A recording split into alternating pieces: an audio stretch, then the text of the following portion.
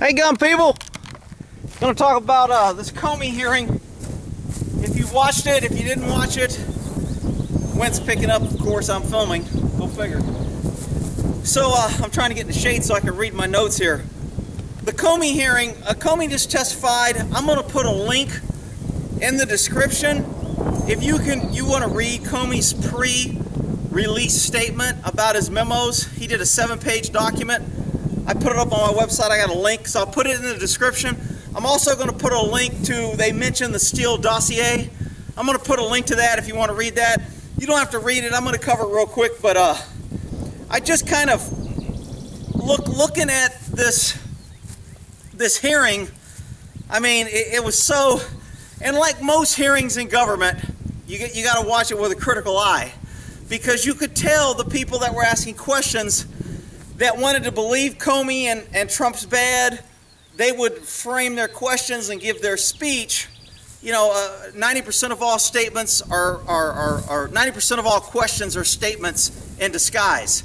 So when somebody makes a statement, sometimes they may phrase it as a question, but they're really making a statement. So, and that's what all these people on the panel, I forgot what it's called, the Intelligence Committee.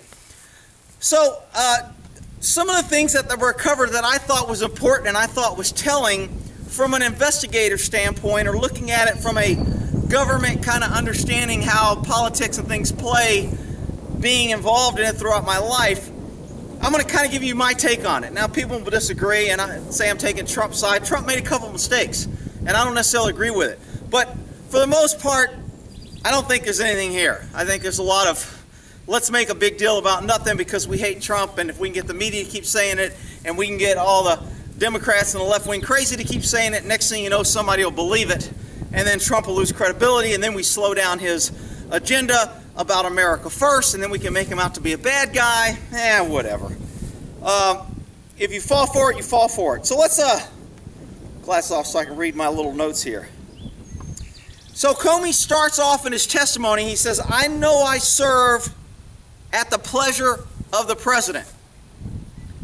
Look, if you're an at-will employee and your boss can fire you without reason, and you serve at their pleasure because they appointed you as their representative, or they're keeping you on in one of their cabinet positions, he can change you at any time. So it's not shocking that if the president doesn't necessarily agree, trust, or feel there's a mutual respect among the people on his panel, he's going to want to get rid of them. Now, Comey had credibility problems long before Trump came around. So I don't think Obama probably trusted him. But I think Obama had so many other people, he just ignored him, saying, you know what, I got the Attorney General, Loretta Lynn, I don't really give a shit what he thinks because he works for her and I'll just have her do my dirty work. So Obama didn't get caught up into this. Trump, not being politically savvy, he tried to handle things more one-on-one, kind of, hey, let's talk about this between me and you, man to man, and Comey kind of used that against him. So Comey admitted, first off, I serve at the president, I know he can fire me. Okay, well, that's pretty much done deal. But then he follows up with, I'm confused on why the president fired me. I don't really know. He's saying it's because of the Russian investigation, but I'm not really sure. You know what? I'm going to tell you why Trump fired him. Trump's a loyal guy. He's used to having people around him that he can depend on, that he can trust, that's not going to stab him in the back. He's getting these constant leaks. People are screwing him. He's got so many people around him that he really doesn't know, and he's getting stabbed in the back all the time. He's like, you know what? I need to go with my gut. And if I don't think this guy's on my side and we aren't on the same page, then I don't want him on my cabinet. I don't want him as part of my team. I don't want to have to rely on him, and I can't really trust him. That's why he got fired. I mean, it's pretty clear to me. That's what it basically boils down to. So is that wrong or right? I mean, that's the way the system is set up. The president is the chief law enforcement executive. He's in charge of the executive branch. The attorney general works for him. The chief FBI works for him. Everybody underneath works for him. That's just the way it is. Let's see. So he's confused on why he got fired. One of the people on the intelligence committee asked a very specific question. In the Russian investigation that everybody is so upset about, was any votes altered because of their influence? Comey said, no, absolutely not. He knows 100% no votes were altered. Now, the liberal Democrat left would have you believe this Russian investigation is important because it shows that Trump colluded and Trump only got elected and poor Hillary was ripped off because she's a female victim and we have to run our liberal left agenda. Comey specifically said this investigation, no votes were altered. I mean, that's kind of the premise of the whole Russian thing that they keep screaming about. Now, they get into Russia's influence and they're hacking and they're trying to get information and they're leaking information. If they like this candidate more, they may steal something from the Democrats and then leak it so it makes the Republican look good. Or politicians have been doing that forever. I mean, we hacked in, supposedly Iran blew up their damn missile and hunked in their nuclear shit and shut down. I mean, we hack, they hack, everybody knows it goes on. Is that really a big issue and is that Trump's fault? I think that's bullshit. Okay. So let's see here. Then they mentioned that, you know, they use this covert term, the Steele Dossier. And again, there's a link in the description to it. I made it in, I saved it as a PDF. I got it off some website, saved it as a PDF, and I uploaded it so you can click on the link and it'll take you to it. And basically, I didn't read the whole thing because it's a long document, 20-something pages. Basically, it kind of says that we know Trump's doing this, and I don't even know if it's in this document because I didn't find it. But I remember hearing about it before where supposedly the Russians had video of Trump paying prostitutes to pee on him in Russia when he visited Russia. And Comey went to Trump and told him, hey, just so you know, we know it's bullshit, we know it didn't happen, we know it's fake news, but this is what you're going to be facing. And Comey told Trump about that.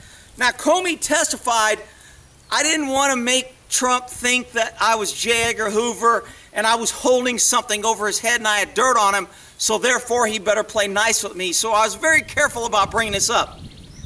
Why would you go tell a guy, we know that they have information, but we know it's fake, but we know that they're saying that you hired prostitutes to pee on you?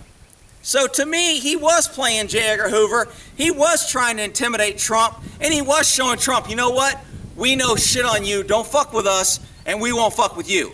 So I think Comey was playing the game exactly as he's saying Trump is playing the game.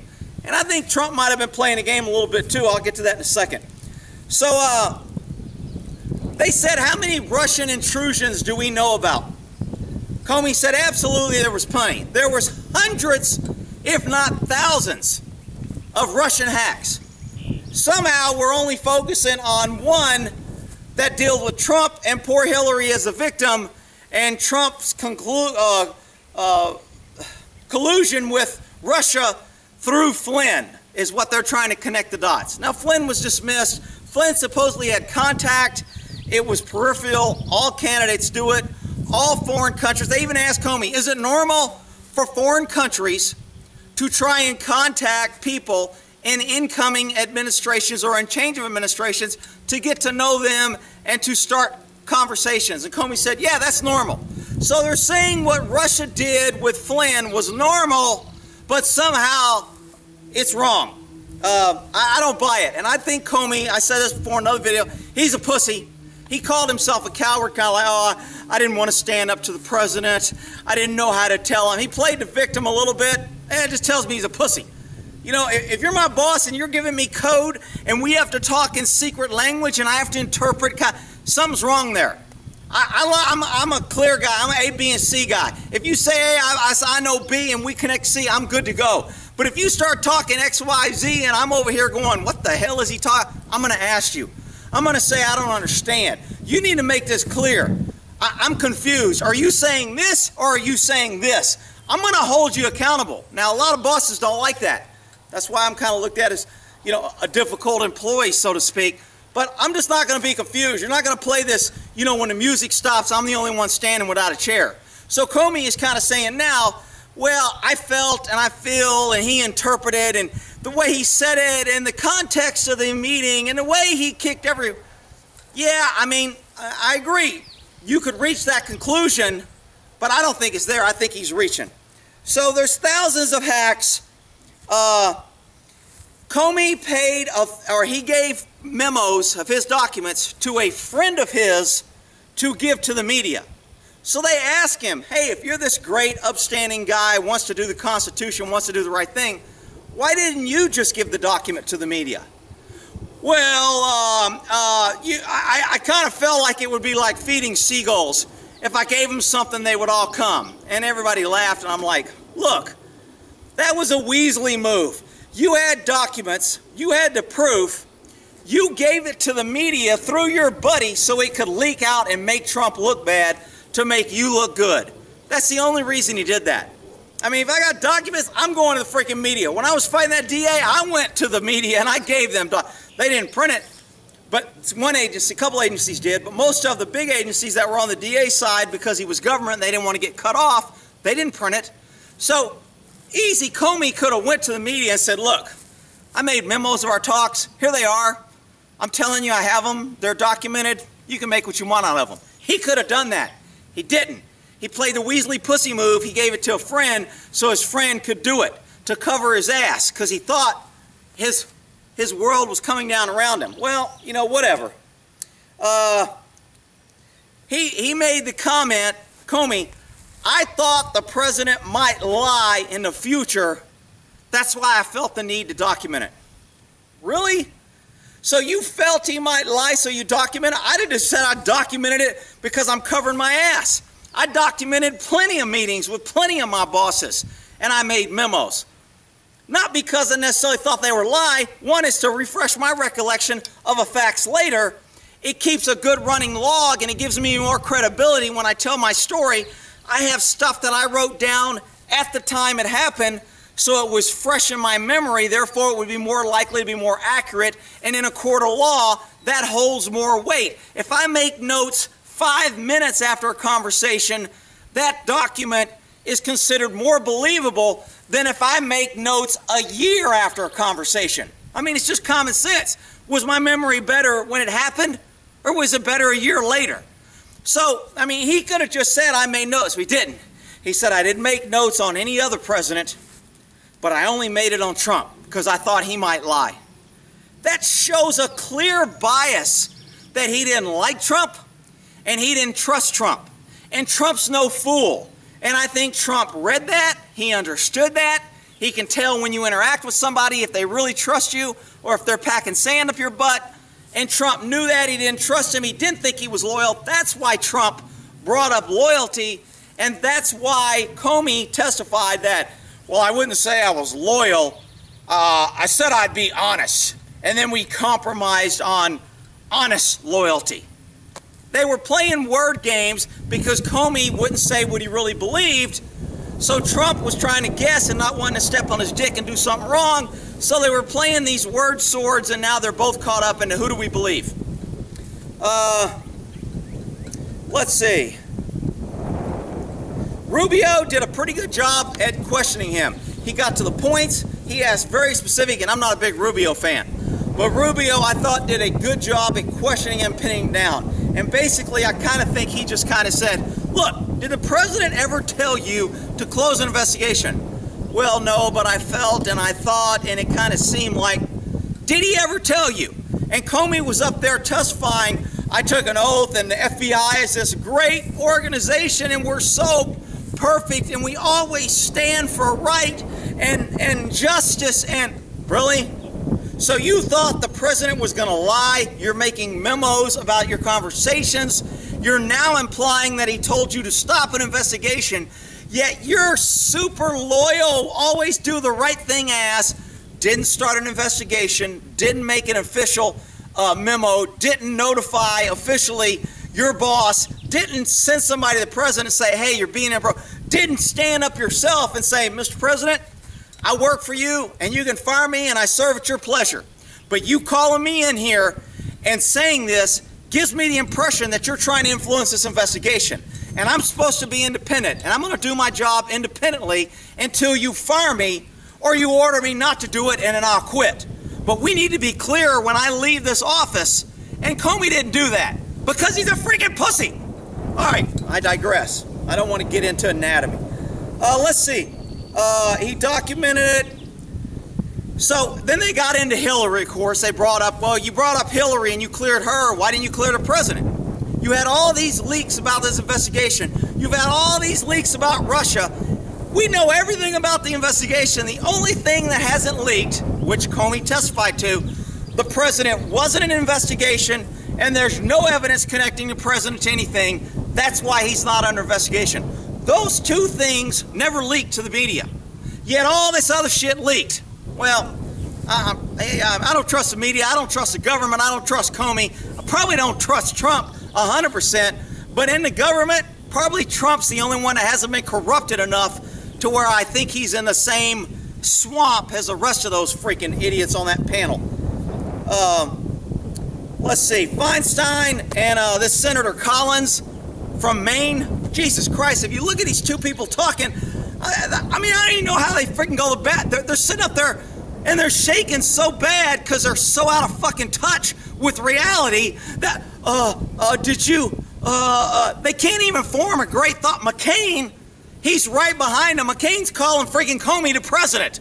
I mean, I cracked on Pelosi because she can't get shit right, and she's calling people by different, she's calling Trump President Obama, and she's calling President Obama President Trump. Now we got McCain, his stupid ass, he's up there calling freaking Comey President Comey, and Comey's like, no, I'm not the president. But anyway, so McCain's a freaking idiot. He's got no, and these are the people that we elect to run our intelligence committee. That's why they say freaking military intelligence is an oxymoron. I mean, this is our intelligence committee. You got Feinstein and Collins that can't talk without reading, and they're shaking so bad, I don't even know if somebody's holding them up or if they're tied to their chair so they don't fall over. Then you got McCain calling Comey president, and these are the people that are investigating and are going to get to the truth to tell the people who elected their dumb asses what the truth is. Let's see, what else did they get into? Comey made a statement about you can't cherry pick witnesses. You got to take the witness as a whole. You can't say I believe him here and I don't believe him here. That's absolutely false. You absolutely can do that. I can absolutely take a witness and say I believe him here and I think he's lying here. I don't know where the hell Comey got you got to take a witness as a whole. You can't cherry pick. I never heard something so stupid in all my life. And he goes, I've told this to many jurors when I was a prosecutor, and then you're a freaking idiot. Ain't no damn wonder you probably lost cases. Anyway, I digress. Let's see. Constitution, interfering. So one of the senators asked a good question. You had a problem meeting with the president by himself, and that offended you. But you didn't have a problem taking phone calls from the president. What's the difference from you talking to the president on the phone, you're both by yourself, or him having you in their office by yourself? Why is there a big difference? Comey's like, well, you know, he asked other people to leave. And, you know, there were other people in the building, and when he asked them to leave, it made me uncomfortable. And I felt, and it appeared, and he implied, and I took it as. Comey has zero credibility, man. I mean, this guy is a freaking weasel. And, of course, he talked up the FBI because he was in charge of it. You're never going to get a chief of police or a head of a government agency come up there and bash their agency because they're in charge of it. So it's very predictable for anybody in charge of anything to come out and tell you how great their organization is. Because if they said anything else, they'd be looking like an idiot because they'd be admitting that they run a stupid, crazy, mixed up, bad organization. So what do you expect Comey to say? You expect Comey to come out and go, you know what? We got some leaks. We got some people. We've had agents arrested. We've had agents under investigation. We've had agents using prostitutes. We've had a lot of problems in this agency. And you know what? I'm in charge of it. But it's a great agency. Well, of course not.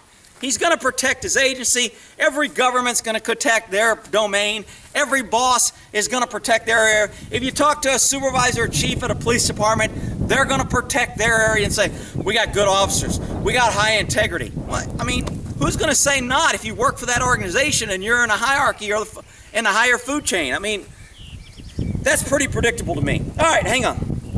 Let's see. President Comey. Okay. So they asked Comey, there was one other thing that they made this little slide comment, which I kind of thought was again, playing the victim status. What was the comment? Who is going to rid me of this turbulent priest? So that comment was brought up and everybody chuckled. And I mean, to me, that's kind of, man, that's pretty a big steep here. Basically, he's saying he thinks Trump wants somebody to kill him. So, I mean, the story behind that who will rid, I think Shakespeare did a play on it, or he mentioned it in one of the, it comes back to an old Archbishop of Canterbury, St. Thomas, I think, was the saint. And basically, this archbishop was fighting with the king, and the king wanted more rights and more supreme power and stronger government and everything. And because he was an archbishop in the church, he wanted more religious freedoms and more religious influence, and the king and him were always fighting. So the king at one point said, God, who's going to rid me of this turbulent priest?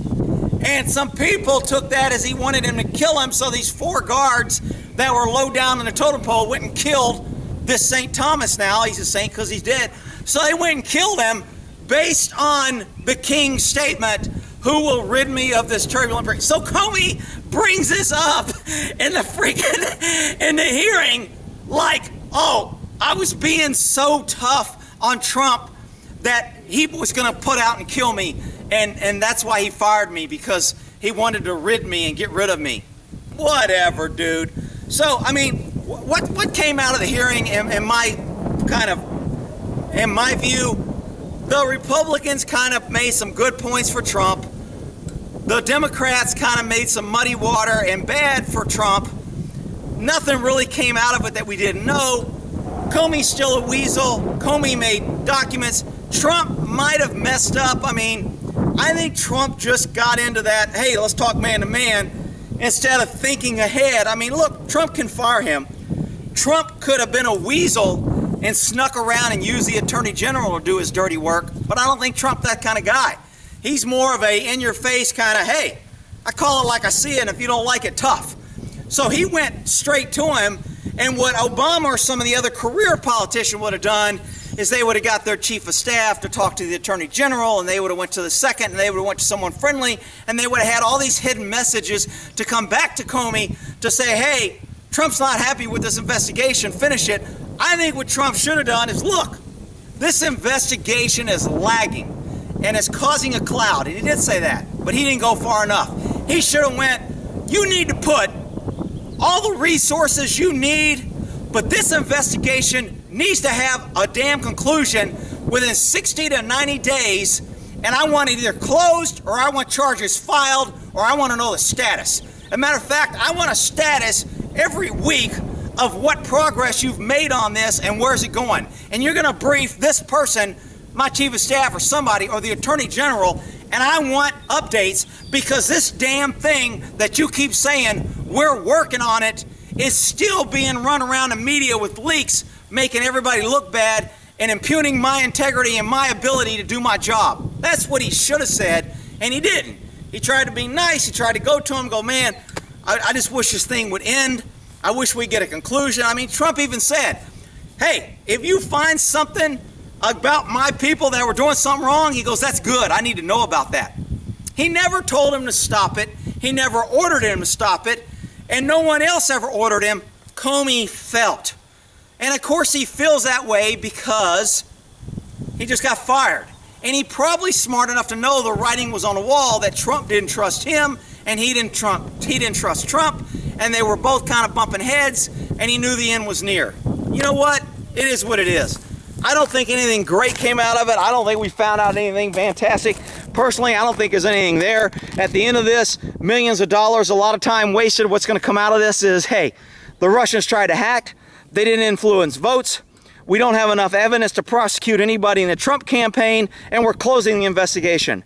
Now that may come out in 6 months or a year, but in the meantime, the Democrats are going to get to use that as, oh, there's this and there's that, and you should vote, and they're crooked, and whatever. That's my take on the Comey hearing. All right, we'll end that there.